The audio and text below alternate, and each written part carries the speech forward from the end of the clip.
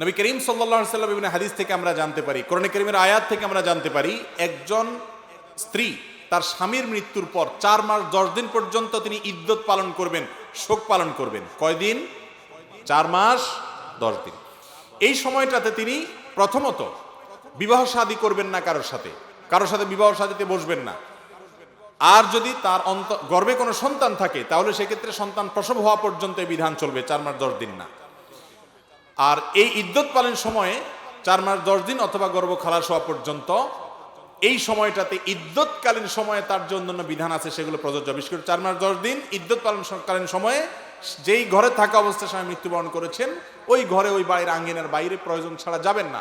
সাজগোজ অতিরিক্ত করবেন না। সাধারণভাবে যে পোশাক আশাক পরেন সেগুলো পরবেন, কোনো অসুবিধা নেই। অনেকে মনে করে সাদা পোশাক পরে থাকতে হবে, না, এমন কোনো কথা নেই।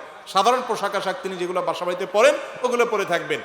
আর স্বর্ণ গহনা, আলাদা করে কোনো স্বর্ণ গহনা পরে সাজগোজ করবেন না। কারণ হাদিসে নবী করিম সাল্লাল্লাহু আলাইহি সাল্লাম স্বামী মৃত্যুর পর স্ত্রীর জন্য যে কাজগুলো করতে নিষেধ করেছেন তার ভিতরে হলি এবং এই অলংকার ইত্যাদি এগুলো সে ব্যবহার করবে না।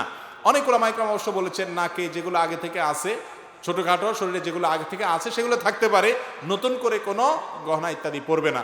কিন্তু অন্যান্য ওলামা ইকরাম হাদিসে সাধারণভাবে অলংকার না পরার ব্যাপারে নবী করিম সাল্লাল্লাহু আলাইহি ওয়াসাল্লাম নির্দেশ করেছেন, সেই কারণে বলেছেন যে অলংকার, হাতের বালাটাল এগুলো খুলে রাখবে এবং শোক পালন শেষ হলে তারপর তিনি পরবেন।